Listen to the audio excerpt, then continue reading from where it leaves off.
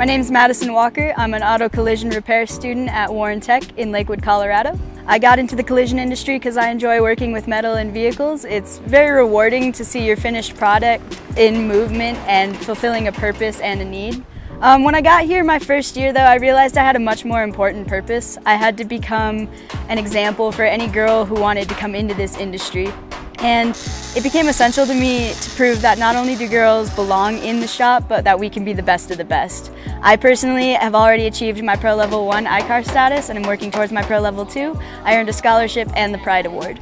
In the future, I plan to open my own collision repair shop and continue to be a leader for women and men in the industry.